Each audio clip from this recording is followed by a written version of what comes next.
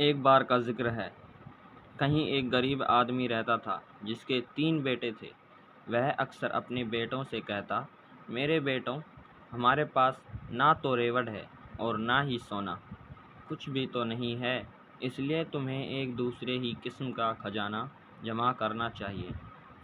ادھک سمجھنے اور جاننے کی کوشش کرو، کوئی بھی چیز تمہاری نظر سے نہ بچ پائے۔ بڑے بڑے ریوڑوں کی جگہ تمہارے پاس پینی نظر ہوگی اور سونے کی جگہ تیز دماغ ہوگا۔ ایسی دولت جمع کر لینے پر تمہیں کبھی کسی چیز کی کمی نہ رہے گی اور تم دوسروں کے مقابلے میں 19 نہیں رہو گے۔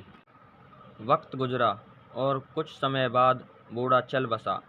بھائی مل بیٹھے، انہوں نے ساری استھتی پر وچار کیا اور پھر بولے، ہمارے لیے یہاں کچھ بھی تو کرنے کو نہیں، آؤ گھوم پھر کر دنیا کو دیکھیں۔ ضرورت ہونے پر ہم چرواہوں یا کھیت مزدوروں کا کام کر لیں گے، ہم کہیں بھی کیوں نہ ہوں بھوکے نہیں مریں گے۔ چنانچہ وہ تیار ہو کر سفر پر چل دیے۔ انہوں نے سنسان ویران گھاٹیاں لانگھیں اور اونچے اونچے پہاڑوں کو پار کیا۔ اس طرح وہ لگاتار 40 دنوں تک چلتے رہے۔ ان کے پاس جتنی خوراک تھی اب تک ختم ہو گئی تھی۔ وہ تھک کر چور ہو گئے تھے اور ان کے پیروں میں چھالے پڑ گئے تھے، مگر سڑک تھی کہ ختم ہونے کو نہیں آ رہی تھی۔ وہ آرام کرنے کے لیے رکے اور پھر آگے چل دیے۔ آخر انہیں اپنے سامنے ورکش، برج اور مکان نظر آئے۔ وہ ایک بڑے شہر کے نزدیک پہنچ گئے تھے۔ تینوں بھائی بہت خوش ہوئے اور جلدی جلدی قدم بڑھانے لگے۔ جب وہ شہر کے بالکل نکٹ پہنچ گئے تو سب سے بڑے بھائی اچانک رکا۔ اس نے زمین پر نظر ڈالی اور بولا، تھوڑی ہی دیر پہلے یہاں سے ایک بہت بڑا اونٹ گزرا ہے۔ وہ تھوڑا اور آگے گئے تو منجلا بھائی رکا اور سڑک کے دونوں اور نظر ڈال کر بولا، اونٹ کانا تھا۔ وہ کچھ اور آگے گئے تو سب سے چھوٹے بھائی نے کہا، اونٹ پر ایک عورت اور ایک بچہ سوار تھے۔ بالکل صحیح، دونوں بڑے بھائیوں نے کہا، اور وہ تینوں پھر آگے بڑھ چلے۔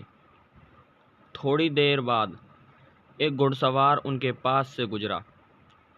سب سے بڑے بھائی نے اس کی اور دیکھ کر پوچھا، گھڑ سوار، تم کسی کھوئی ہوئی چیز کی تلاش کر رہے ہو نا؟ گھڑ سوار نے گھوڑا روک کر جواب دیا، ہاں۔ تمہارا اونٹ کھو گیا ہے نا؟ سب سے بڑے بھائی نے پوچھا۔ ہاں۔ بہت بڑا سا؟ ہاں۔ وہ کانا ہے نا؟ منجلے بھائی نے پوچھا۔ ہاں۔ ایک چھوٹے سے بچے کے ساتھ اس پر ایک عورت سوار تھی نا؟ سب سے چھوٹے بھائی نے سوال کیا۔ گھڑ سوار نے تینوں بھائیوں کو شک کی نظر سے دیکھا اور بولا،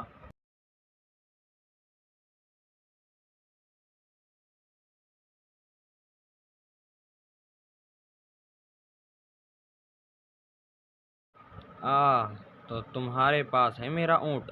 جلدی بتاؤ، تم نے اس کا کیا کیا؟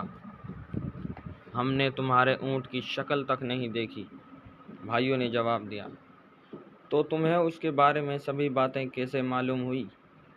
کیونکہ ہم اپنی آنکھوں سے اور دماغ سے کام لینا جانتے ہیں، بھائیوں نے جواب دیا۔ جلدی سے اس دشا میں اپنا گھوڑا دوڑاؤ، وہاں تمہیں تمہارا اونٹ مل جائے گا۔ نہیں، اونٹ کے مالک نے جواب دیا، میں اس دشا میں نہیں جاؤں گا، میرا اونٹ تمہارے پاس ہے اور تمہیں ہی اسے لوٹانا پڑے گا۔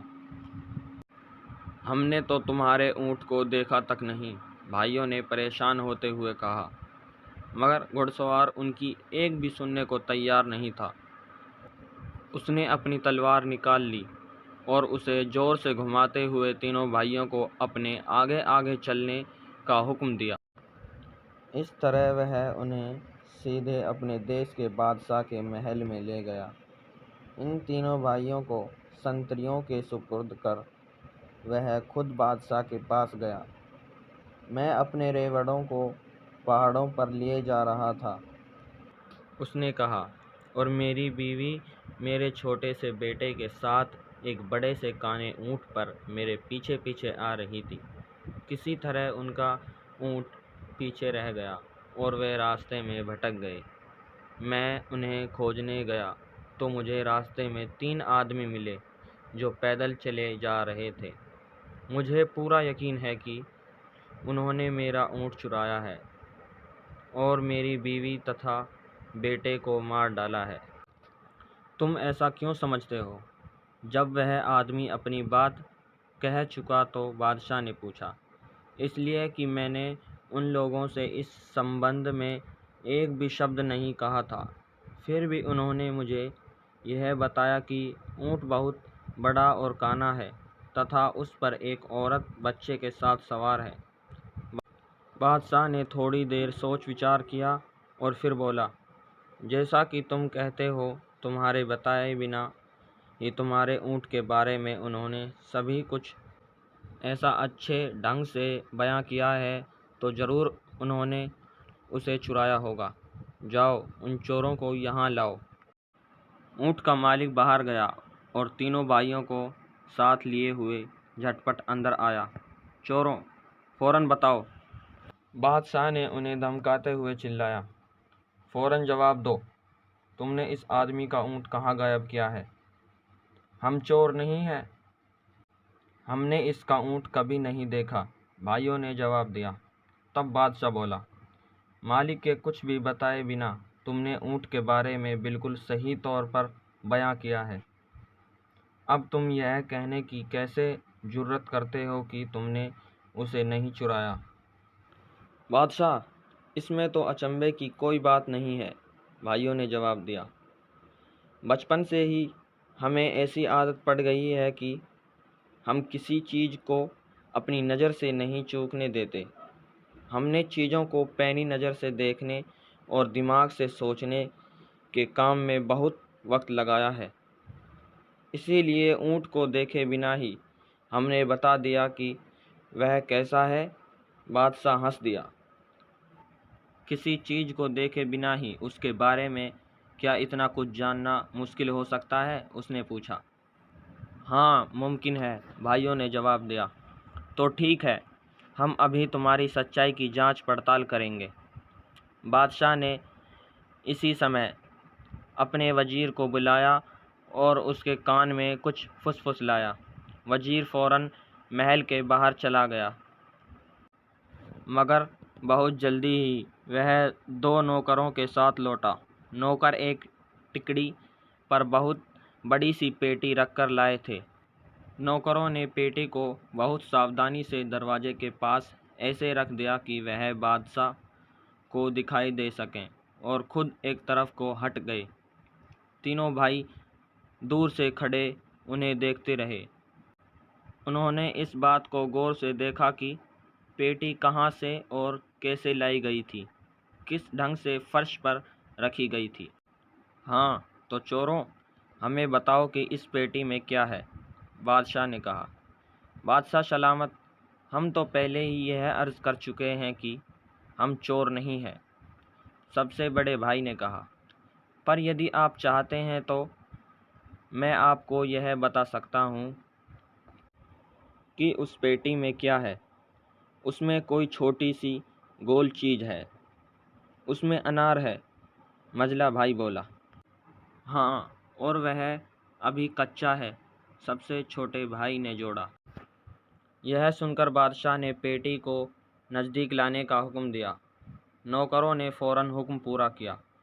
بادشاہ نے نوکروں سے پیٹی کھولنے کے لیے کہا۔ پیٹی کھل جانے پر اس نے اس میں جھانکا۔ جب اسے اس میں کچا انار دکھائی دیا تو اس کی حیرانی کی کوئی حد نہ رہی۔ آشچریہ چکت بادشاہ نے انار نکال کر وہاں حاضر سبھی لوگوں کو دکھایا۔ تب اس نے اونٹ کے مالک سے کہا، ان لوگوں نے یہ ثابت کر دیا کہ یہ چور نہیں ہیں، واستو میں یہ بہت ہی سمجھدار لوگ ہیں۔ تم کہیں اور جا کر اپنے اونٹ کی تلاش کرو۔ بادشاہ کے محل میں اس سمے حاضر سبھی لوگوں کی حیرانی کا کوئی ٹھکانہ نہ تھا، مگر سب سے بڑھ کر تو خود بادشاہ حیران تھا۔ اس نے سبھی طرح کے بڑھیا اور لذیذ کھانے منگوائے اور لگا ان بھائیوں کی خاطرداری کرنے۔ تم لوگ بالکل بے قصور ہو اور جہاں بھی جانا چاہو جا سکتے ہو، مگر جانے کے پہلے تم مجھے ساری بات تفصیل کے ساتھ بتاؤ۔ تمہیں یہ کیسے پتہ چلا کہ اس آدمی کا اونٹ گم ہوا ہے، اور تم نے یہ کیسے جانا کہ اونٹ کیسا تھا؟ سب سے بڑے بھائی نے کہا، دھول پر اس کے پیروں کے نشانوں سے مجھے معلوم ہوا کہ کوئی بہت بڑا اونٹ وہاں سے گزرا ہے۔